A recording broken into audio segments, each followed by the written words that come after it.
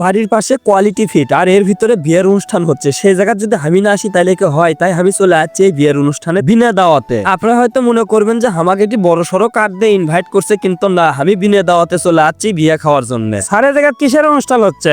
এটা হচ্ছে আমাদের মাননীয় চেয়ারম্যান স্যারের ছেলের বিবাহ অনুষ্ঠান আর হ্যালো গাইস, আসসালামু আলাইকুম। আশা করি সকলেই ভালো আছেন। আপনাদের দয় আমিও ভালো আছি। আপনাদের সাথে আছি আমি রকিউল্লাহ। কথায় কথায় আপনাদের খাওয়াই গোল্লা। হঠাৎ করে কোয়ালিটি ফিডে একটা কাজের অর্ডার পানো, সেই কাজ করার জন্য আমরা কোয়ালিটি ফিডে চলে আসছি না, এসে কাজটা সম্পূর্ণ হয়ে গেছে। তো মনে করলাম যে একটা ব্লগ ভিডিও আপনাদেরকে উপহার দিই। তাই আমি আর দেরি করলাম না, আমার পকেটে একটা ভাঙ্গাচোরা ফোন আসলো, সেই ফোনটা আমি টানে হাসিরা বাই করে মনে করেন চটপট করে ভিডিও করা শুরু করে দিন। আর এই জায়গায় বিশাল বড় একটা প্যান্ডেল করা হচ্ছে। প্যান্ডেলটা কিসের জন্য করা হচ্ছে সেটা আপনারা ইন্ট্রো দেখে বুঝতে পারছেন। মোটামুটি আকারের এত বড় প্যান্ডেল আমি জীবনে কোনোটি দেখিনি, আজকে প্রথম দেখুন, তো আবার কোয়ালিটি ফিডের ভিতরে। আর যেহেতু আমি বিনা দাওয়াতের লোক, সেজন্য করে আমি আনা মিচ্ছে না ক্যামেরা বাই করে ভিডিও করছি, যাতে করে হামাকরা এই জায়গা থেকে বাইরে হয়ে যাবেন না কয়। কথায় আছে বুদ্ধি থাকলে নাকি শ্বশুর বাড়িতে করে খাওয়া যায়, তো আমি বুদ্ধি খেটে আসছি কোয়ালিটির ভিতর করে ধরে খাওয়ার জন্য। আর এই জায়গাতে এসে দেখি শত শত লোকের জন্য করে খাওয়া দাওয়ার আয়োজন করে রাখছে কোয়ালিটি ফিডের মালিক। এমনি এমনি তো আর কেউ খাওয়া দাওয়ার আয়োজন করে না। মোট কথা আজকে এই জায়গায় বিয়ে হচ্ছে, আর বিয়ে ডাকার সেটা শুনলে আপনারা অবাক হয়ে যাবেন। এই কোয়ালিটি ফিডের মালিক তার ছেলের বিয়ে আজকে। তাহলে আয়োজনটা কিরকম হতে পারে একবার ভেবে চিন্তা দেখেন।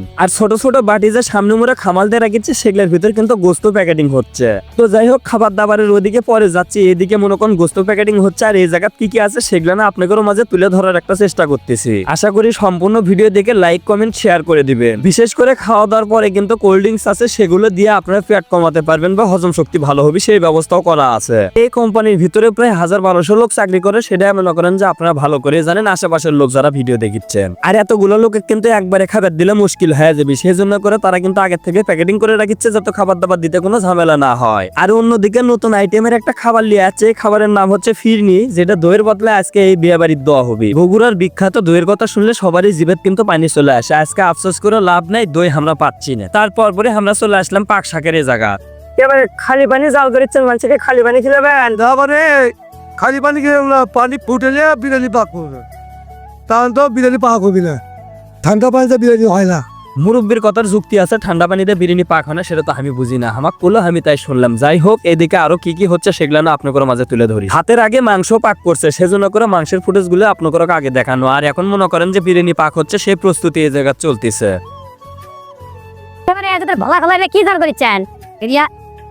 পানি না না, এই পানিটাতে হাঁটাইতি বিরিয়ানি বিরিয়ানি। ও ওটি সাদা পানি, আর এই জায়গায় দাসরি মাসরি দা আছে, সব দিয়ে আসলা দিয়ে বিরিয়ানি পা। হ্যাঁ ভাই, কত লোকের পাক করেছেন আপনারা? 800 লোক। কতক্ষণ থেকে পাক শুরু করছেন? গত রাত থেকে 12টায়। গত রাত 12টা থেকে পাক শুরু করছেন? 12টার থেকে পাচ্ছি, আর এখন বাজিচ্ছে 12টা 12:30। এখন 12:30। আচ্ছা, তাতে তো হয়ে গেছে নাকি সম্পূর্ণ? আল্লাহ, এখন সম্পূর্ণ হয়ে গেছে সব। ধন্যবাদ। গতকালকে রাত 12টা থেকে পাক শুরু করে দিছে, এখন বাজে দিনের 12টা। তো যাই হোক, মোটামুটি আকারের পাক শেষের দিকে। তো এখন এই জায়গায় কতগুলো সসপিনের ভিতর বিরিয়ানি পাক আছে সেটা আপনাদের নিচ্ছে না দেখাই। তো যাই হোক, একদিকে পাক হচ্ছে আর অন্যদিকে মনে করেন ভান্ডারখানাত লিয়ে যায় খালি রেডি করিচ্ছে। আয়োজনটা কত বড় সেটা আপনারা সসপিন গুলো দেখে কিন্তু বুঝতে পারছেন, এতগুলো সসপিনের খালি বিরিয়ানি পাকানো আছে। তারপর পরই প্যান্ডেলের দিকে হাঁটি হাঁটি পাপা করে যখন আগে আসলো, তখন এসে দেখতে পারলো যে সবাই দেখি দলামলা হয় বসে পড়ছে একবারে।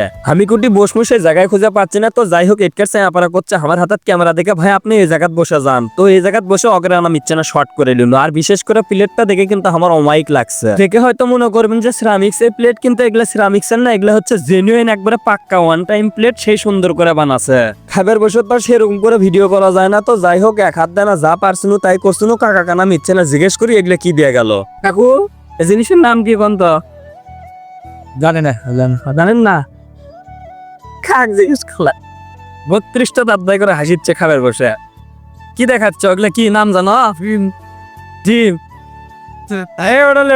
আচ্ছা না চাপস না রান্না কি আরো রান্না শুরুতে দিয়ে গেল সাদা পোলা, তারপরে দিয়ে গেল ডিমের ঝোল। কাকাক জিজ্ঞেস করলাম এই তরকারির নাম কি? কাকা কয় আমি জানি না। তো যাই হোক, আমরা খাওয়া দাওয়া করার পর বুঝা পানোর যে এটা ডিম ময় মশলা দিয়ে ভুনা করছিল। সবাই যখন খাবার প্লেটে পায়ে গেছে, তখন থেকে একবারে উড়ো ধরো কবান শুরু করে দিছে। কেউ আর লোক করে নাই, সবাই খালি খাচ্ছে আর খাচ্ছে। তারপর পরই খাসির সমান সমান মুরগি লিয়াচ্ছিল, সেগুলো মুরগি দিয়ে বানাচ্ছে রোস্ট, আর সেগুলো রোস্ট আমরা দিয়ে গেছে, সেগুলো আমরা কোবাচ্ছি। লেগ পিস আর বিশেষ করে যেহেতু মুসলিমদের বিয়ে সেই ক্ষেত্রে কিন্তু গরুর গোস্ত থাকা লাগবে। আর গরুর গোস্ত যদি না থাকে তাহলে কি হয়, তাই আমাকে গরুর গোস্তের বাটিও দিয়ে গেছে, সেগুলো আমরা মনে করেন ইচ্ছা মতো কোবান দিচ্ছে। তো যাই হোক, আজকের মতো এ পর্যন্ত। ভিডিওটি ভালো লাগলে অবশ্যই পেজটি ফলো দিয়ে সাথে থাকবেন, লাইক কমেন্ট শেয়ার করতে ভুলবেন না। দেখা হচ্ছে পরবর্তী কোনো ব্লগে, সে পর্যন্ত ভালো থাকবেন, সুস্থ থাকবেন। ধন্যবাদ সবাইকে। আসসালামু আলাইকুম ওয়া রাহমাতুল্লাহ।